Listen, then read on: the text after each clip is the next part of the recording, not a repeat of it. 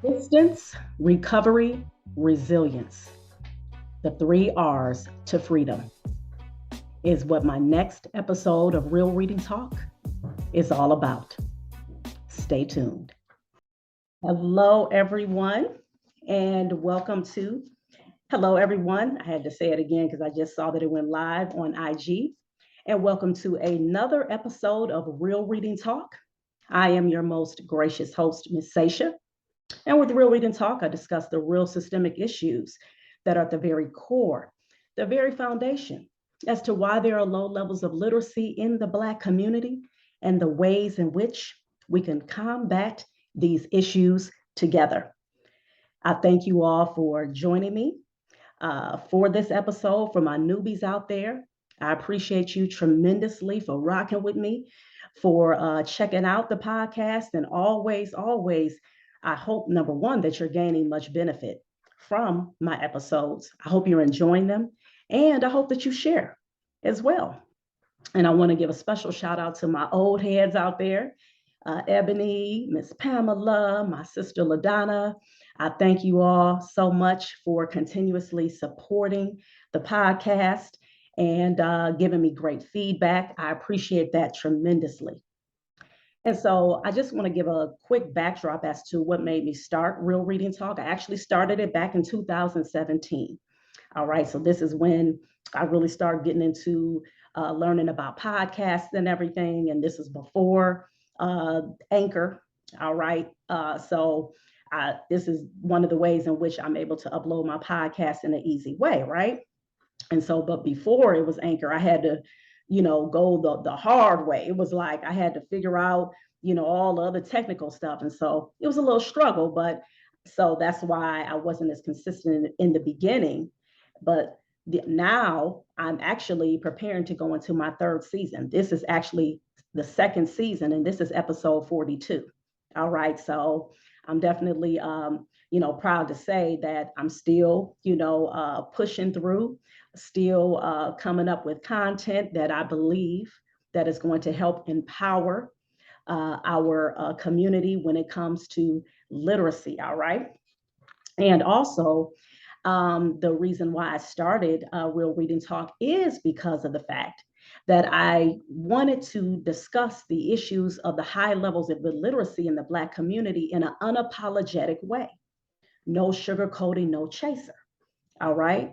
Because those of you, you all know what's going on now when it comes to literacy and these different programs and nonprofit organizations. And, folks are out here. Yes, Black kids, they aren't reading where they should be, they're not proficient, they're struggling with reading, they don't have books, they don't have the things, the tools that are necessary so that they can be well read, and then it's going to lead them into jail, and then it's going to lead them into poverty, welfare, high pregnancy rate, right? We're hearing all of these things, right? And guess what? Yeah, those things are true. However, are we really hearing those messages in the same sentence as where it started, where it came from?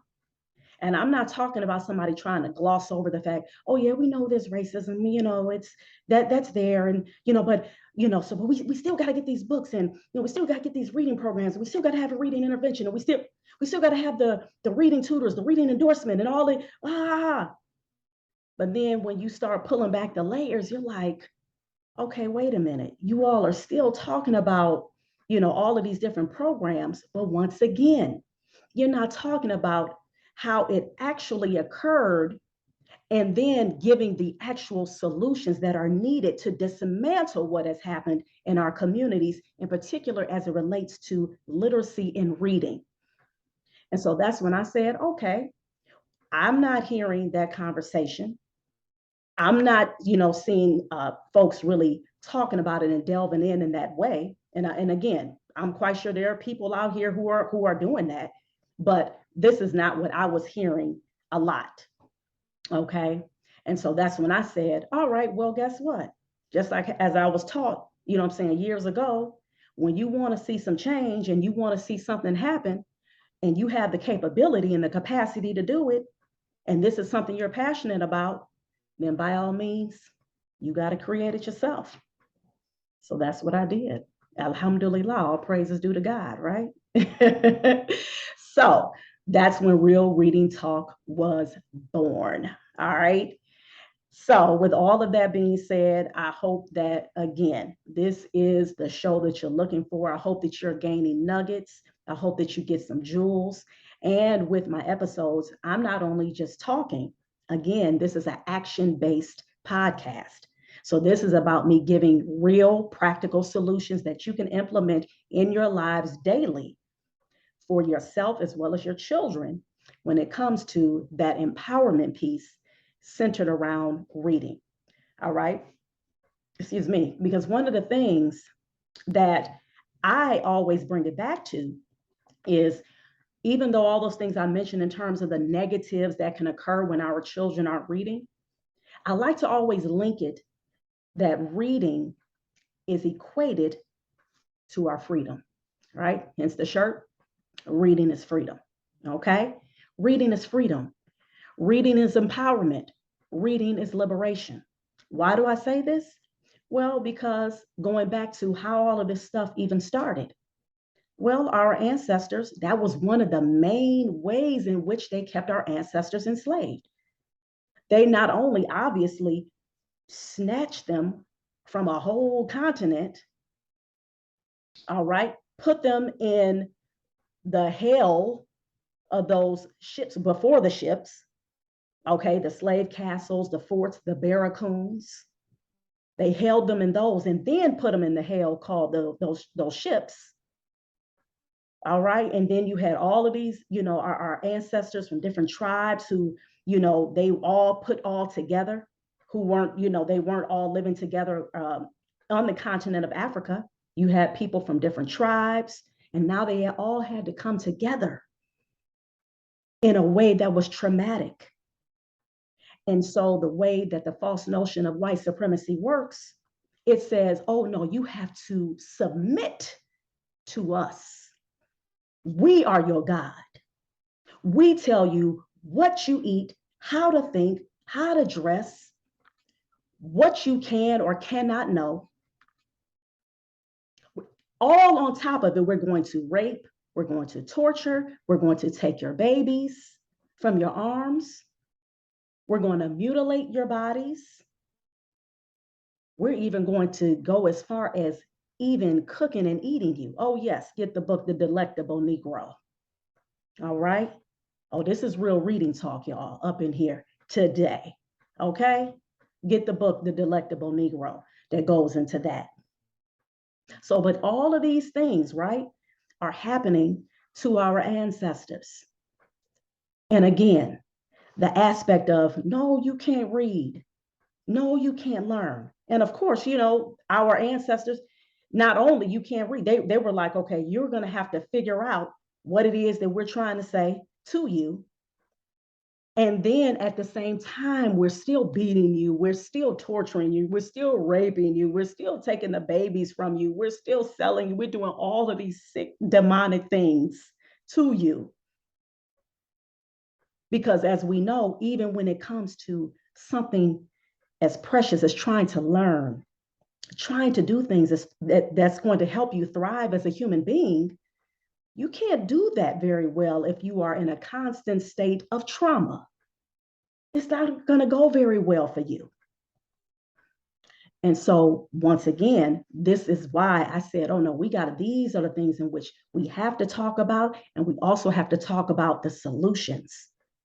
Because we can pontificate and discuss and have meetings and have programs and have events, all these different things that we have in the Black community that we've been seeing years upon years upon years, and we still can't quite move the needle when it comes to us thriving holistically as a Black community. And so that's why I said, okay, yeah, I said, these are the things in which I want to talk about. And so in this particular episode, what came to my mind was recovery. And I came up with the concept of this episode, which I'm titling The 3 R's to Freedom. Now there are many aspects to freedom, right? They're not just relegated to a few things, but this is just something that came to my mind. And the three things that came to my mind, the three R's rather, that came to my mind when it comes to freedom are resistance, recovery, and resilience. Resistance, recovery, and resilience. And so, what made me decide to talk about what I call the three R's to freedom, excuse me, was when I began to think about my own children. All right. And how, as a mom, I have to make sure I am intentional about teaching them how to recover from any mistakes, any setbacks, or any challenges that they are going to have. Not that they may have. No, no, no, no, no. That they are going to have in the event I'm not around. Okay? And this is what investing and empowerment in our children looks like. This is what creating a legacy for our children looks like. They have to know how to deal with any threats or challenges and not just cower down and give up and bury their heads in the sand.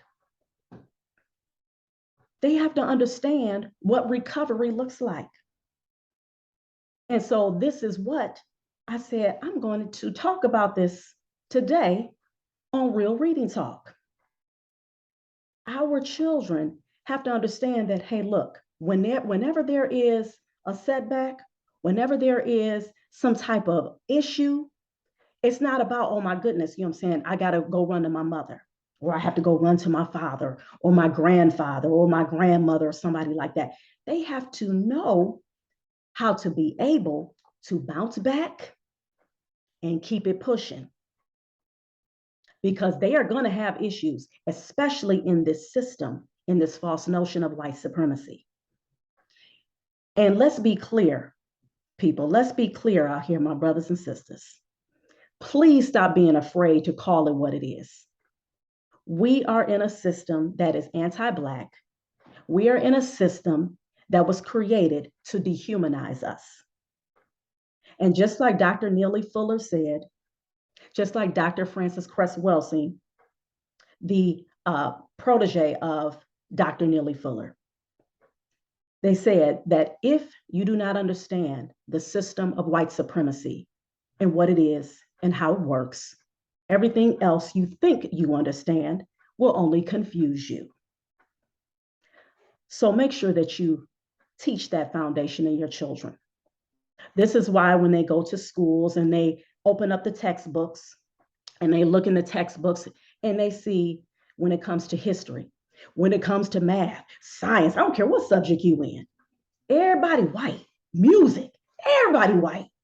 Even in the music, it's funny because even when music class is so funny, right? When it comes to, like, say, when they're teaching about, this composer and, and all of these different, the elegance of music and all that, they always still try to frame it in this white construct, right? But when it comes to that, oh yeah, you're just bopping your head and, you're not really putting that much thought or whatever, that's when they want to, bring in the Black folks. Because, we, in the system of white supremacy, we don't think. We don't know how to think and critically think and problem solve and have that type of, a culture, right? So in that system, they're definitely going to teach us about dehumanization, belittling of Black people.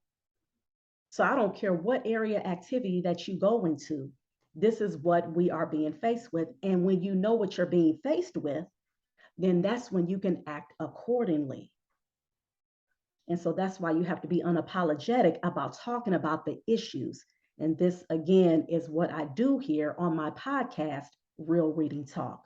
And I thank you for those of you who are joining me. I appreciate you. And so in going back to the topic, so of why I decided to talk about these three R's that I call to freedom, which is resistance, recovery, and resilience. First, you have to teach the resistance piece. How can you do that? Starting off when it comes to the books that you should have in your home. First and foremost, you make sure you be intentional about getting books that are written by Black authors, that are intentional about teaching our history in a way that is showing us resisting against oppression and being empowered, and always in the mindset of doing for self. Those are the kinds of books that you must inundate your children with. These are the books that you should have in your house, period. All right. So, for example, just like this book here. All right, I know it's alive, so you can't see the words in the correct way. I'm also showing it on my YouTube channel as well. The Miseducation of the Negro, written by Dr. Carter G. Woodson. All right, this is a must-have. You should have this book in your home libraries, period. Books like Asada. All right, books, and now of course these are books. Yeah, these are books that adults are reading. But guess what? You read these books and you implement what's inside of those books to your children. Heck, I would even say, I know I met a sister and she had the book, The Spook That Sat by the Door, or has the book rather. And she said she would read paragraphs of that book to her children, to her little ones. And that's the thing. Don't think that just because they're children that they're not going to be able to understand stuff, and whatever they can't understand, it's going to get in their subconscious. It's going to resonate. Trust and believe. Whatever you have your children around the most, it's going to eventually get in their subconscious and it's going to come out. And so this is why, again, you have to be intentional about getting books of empowerment, of resistance. Our children don't always need to see, when it is being taught, slavery is being talked about. We have to also teach the resistance aspect. We have to teach that our ancestors fought back. We have to teach the stories of Nat Turner, because those stories were intentionally left out. Even John Brown, the white man, okay, who actually was trying to get our enslaved ancestors to galvanize and fight back those enslavers. He was a rider for real. Them the kind of white people I like. I like to be around them kind of white folks. The kind that say, yes, you need to fight back. Yes, you need reparations. Miss me with that, I'm your ally, and you know what I'm saying? And well, let's just keep, we're gonna keep voting and marching and we'll get it soon. It's 2022 going on 2023. Stop. No. But again, the resistance aspect, it starts in the home. It starts with things like I just said, with making sure we have those kinds of books in our children's hands. Books that's showing our children doing things that are positive, things that showing them owning businesses, getting books about entrepreneurship, about building. There's a book that's written by Carol Boston Weatherford, I think it's called The Unspeakable. And she's talking about the Tulsa, Oklahoma, the massacre that happened to our enslaved ancestors. Those are the kinds of books that our children need so they can understand, yes, these are our people were actually building, and even books prior to slavery. Because we can't just start our history with slavery. The reason why I said with resistance, obviously, because we know that we're still dealing with the remnants of slavery. We're still dealing with that to this day. But we also have to go prior slavery, right? We have to teach our children about the Songhai Empire. All right, Mansa Musa. I just received a book from one of our donors called Mansa's Reminders. How many times you heard the word or the name Mansa, right? So that right there opens the door. That's an entry point into our children. No one, Mansa, who's Mansa? Where'd that name come from? Oh, Mansa. Oh, Mansa. He was the king of the Mali Empire. Mansa Musa. Oh, who was he? Oh, Mansa Musa, he was the man, the African man, who is considered to this day the richest person ever, even more richer than Elon Musk. Yes, indeed, still to this day. Still to this day. And not only was he just rich, he was that man who gave away riches. He shared his wealth with the people. He gave away so much gold that the price of gold had dropped because of the fact that everybody had it. He was giving gold to everybody. And he was an African. He was actually an African Muslim man at that. All right. So these are the things in which we have to teach our children, because again, that's a form of resistance. How? Because we're resisting against this false notion of white supremacy that has told us that everything white is right and anything black, get back. That's what we have been dealing with. This is what we have been told. So this is why we have to start there first. Then next is the recovery piece, making sure that we are teaching our children what it looks like to recover when they make mistakes and have setbacks and have challenges. They can't just cower down and go bury their heads in the sand, or they're trying to figure out, oh my God, woe is me and all of those types of things. No, they have to know how to recover. They have to know how to get back up and get going. Even if getting back up means they need to rest a little bit, they have to regroup. They have to, go get some type of counseling or something of that nature. They have to do things to help them recover. That's fine. But at least they are taking that ownership and they're being empowered. They're like, I have to recover.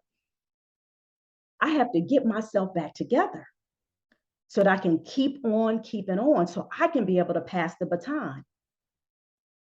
And that's where my mindset is at. I said, I have to make sure that I'm cool, that I'm always healing from my toxicity that I was raised with, things that I dealt with. I have to make sure that I'm constantly healing and constantly showing them what recovery looks like so that I can be able to pass the baton to them.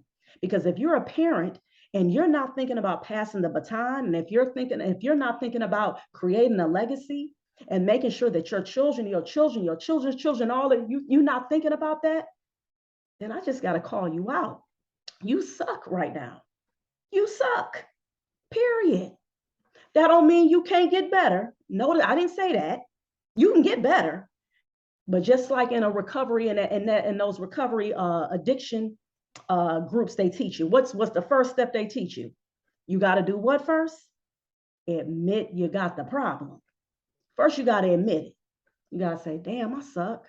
Okay, I ain't right now. I'm tripping. I'm not doing what I'm supposed to do when it comes to my babies. I'm being selfish. You know what I'm saying? I'm woe is me. You got all kind of excuses as to, well, see, my mama, you know what I'm saying? She beat me, my daddy beat me and all. And those things may very well be true. And I'm not belittling any of that. However, when is it going to come to the point, though, you're going to say, I got to pull myself up. I got to get myself right. I can't just keep staying stuck. We have to teach our children that it ain't about staying stuck. Dig yourself out of that hole. And our children need to hear those stories, though. They need to hear the redemption, the coming back, the pushing through, the recovery, all of that. Yes, all right. And then the last one is resilience. Resilience. What is resilience? The capacity to recover quickly from difficulties, toughness. Ugh, right? That resilience. That's what our children need to see, they need to hear, and it needs to be inculcated daily in their lives, unapologetically, period. And we have to make sure that we're guiding their resilience and their toughness in a good, healthy way. Because see, one of the things that we deal with in the Black community, this is Real Reading Talk, okay? For those of you who are just joining me, I thank you so much. What we deal with in the Black community, though, is folks start thinking that being tough is okay when somebody, they do something to me. The moment they do something to me is, I gotta bust you upside the head. I'm ready to fight. I'm ready to pull out my thing. You know what I'm saying? I'm ready. I'm gonna get that in. And usually, unfortunately, we tend to do that within our own communities, right? Because again, going back to the core, the system, the false notion of white supremacy has told us to hate ourselves, to mistrust each other, and to never, ever give each other the benefit of the doubt, to always be in that mindset of, I can't stand you. You look like me. We come from the same circumstances, but still, it don't matter. I can't stand you. So I am, and really what that translates to is I can't stand myself. Trust and believe. That's what that means. I can't stand you because I can't stand me. So that's what we're dealing with. So folks will start thinking, well, toughness means, you know what I'm saying? You got to be ready to fight, you know what I'm saying? Or you got to be ready to say something slick out your mouth. Yeah, did you see what I said to her? Yeah, I got her. All the little goofy stuff. And is it freeing you? Is it freeing us as a community though? All that you got slick. Okay. You bust him upside the head. Okay, cool. Got you. Okay. You pulled out your thing. You even shot him. You killed him. Right. Got you. Okay. How did it free you? How did it free our community?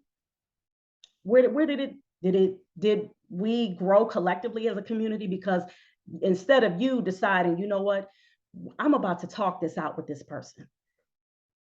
I'm about to see how we can fix this, because my goal, my objective is for everybody to win, not just me to come out looking like I'm tough. I got a slick mouthpiece. No, that can't be the goal, because if that's the goal, then guess what? That's called failure. That's called what? You missing the whole point, period. That's what that's called.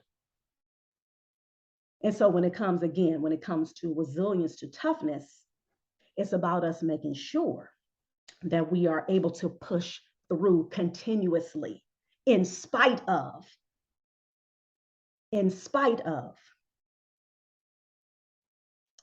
So yes, so with all that being said, I'm just going to do a recap again of the 3 R's to freedom, okay, that I wanted to talk about in this episode, in which I went into each of those and what each of those mean in my mindset or whatever, when it comes to freedom in the Black community and how it relates to literacy. Number 1, resistance. And I gave examples of getting books, in particular by Black authors, that talk about Black culture, Black history, Black experiences that is revolved around resistance and pushing back against oppression and being empowered as a community. Number 2, recovery. Recovery, again, that means being able to bounce back, okay, when you have the setbacks and challenges. Always think about that when it comes to your children, whether you have children, whether you have stepchildren, whether you have children that you're caring for, nieces or nephews or whatever the case may be. Always be in the mindset of teaching them how to recover. And the last one, resilience. Again, that's pushing through. That's making sure that you are continuing. That's how you develop that toughness, but the toughness has to be done in the correct way. Toughness cannot be equated with, I can beat your behind, all right, any chance I get when you make me mad. Or I could say something slick out my mouth, cut you into pieces with my words, and all really what I had to do was pull you to the side and talk to you like a human being that you are. Because that's the thing we got to understand. See, in the false notion of white supremacy, it takes away your humanity. And that's exactly what they intended to do. They intended to take away our humanity. But when somebody does that, that means they look at themselves as not human. Remember that. Dr. Francis Cress Welsing talked about that in the ISIS papers. See, these sick, devilish thinking whatevers, because you ain't no human being. You a human when you want to see somebody else thriving as a human being. You a devil when you want to see somebody decrepit, lost, no soul, no life, lacking hope, not being able to build any of those types of things that God intended us to have. The only one we should fear is God, one God, Allah. That's it. We shouldn't fear no human being. We shouldn't fear no events, no circumstances. But that's what the false notion of white supremacy did to our people. And that's one of the main reasons why, once again, we're dealing with the aspect of things like high levels of illiteracy in the Black community and other issues that we have that's related to illiteracy as well. The economics that we deal with, being economically depressed, and so on and so on. I can go on and on and on and on until the break of dawn. So again, with all of that being said, I hope that with this episode, not only did you hear about where we got here, how we got here, but the solutions, some solutions that I tried to offer. And now it's my job, it's your jobs to make sure that you are applying what it is that you're getting, whether it's from me, whether it's from whoever that you, whatever book that you read, and whoever that you listen to, whatever video you watch, whatever the case may be. And trust and believe, as I'm talking to you, I'm talking to myself first. Because you know we love to talk as Black folks. We love to pontificate, we love to meet and greet and all that good stuff. And we still find ourselves in the same position. So I thank you all again for listening. My name is Miss Sasha, and this has been episode 42 of Real Reading Talk, season 2, and I'm preparing for season 3, in which I will be featuring a lot of Black authors as well as Black entrepreneurs on my episode. Please go to my YouTube channel, Reading is Freedom. Make sure you subscribe. I am going to upload this. That's why you saw I'm looking at both cameras. I'm going to upload this to my YouTube channel. Also, make sure that you go to Apple Podcasts. All right, I'm on Apple Podcasts, and this is Real Reading Talk on Apple Podcasts, as well as Stitcher. I still don't know what Stitcher is, y'all. It's so funny. I'm like, Stitcher, but that's what it says. Stitcher, Google Podcasts as well, and Anchor as well. All right, now thank you all for listening. And please remember to keep reading for at least 30 minutes a day. And remember, reading is freedom. Thank you all for listening. Peace. Everyone, I hope that you all, once again, had your notebooks and pens with you, okay? As you all heard, I wasn't playing. This is why you've been rocking with me on Real Reading Talk. I don't play. And I'm continuously in that mindset of not playing because we ain't got time for games, all right? We got some serious work to do in the Black community as it relates to literacy, as it relates to, period, our freedom, our empowerment as a people. And so with that being said, I am going to now, of course, do some housekeeping in which I tell you all about ABC Learn Tutoring. I am a pre-K through 4th grade reading tutor. And the name of my business is ABC Learn Tutoring. And if you are in need of a reading tutor for your baby who is struggling with those sounds of letters, the letter identification, comprehension, basic writing skills, grammar, all right, confidence in their reading. Yes, I have parents who are like, hey, look, I need my child to become more confident when it comes to their reading. Well, please make sure you reach out to me, okay? Go to my website, abclearntutoring.com, and click on that free reading assessment today. Also, I am the founder and executive director of ABC Read. ABC Read is a nonprofit organization, and our mission is to develop and nurture a culture of literacy in Black and underserved communities. And we've been doing this since 2014, y'all. So we going on, 9 years, okay? And what we have been doing in the community, been making a huge impact. We've almost given away 5,000 books, okay? Not just any old books either, all right? So books, for example, like this, The Miseducation of the Negro, written by Dr. Carter G. Woodson, all right? That's just one example. of the many books that we've been giving away that are new or gently used. All right. And so these are books that are used, obviously, that we need to help empower our Black and underserved communities. We also have awesome, dope reading events where we have professional speakers come in, have educators come in. We have folks who, a veterinarian has come in, mentor, retired registered nurse, lifeguard. All right. So folks have been coming in the community to talk to our youth about the importance of reading, how it transformed their lives and help propel them to become the professionals that they had become. All right. And we also make sure that we give away healthy foods as well. So if you are interested in helping us continue with our mission, then please go to our website, abcread.org. And then you can see the different things that we've been doing. And also, if you feel compelled and so kind, if you would please give us a donation, either via PayPal or through Cash App. And of course, again, I would appreciate it if you all share these episodes. You can listen to Apple Podcasts.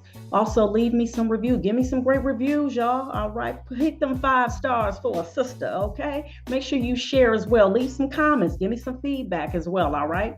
And you can also find it on Google Podcasts, Anchor, Stitcher. I don't even know what Stitcher is, but that's what it said is one of the platforms. I think Breaker is another one.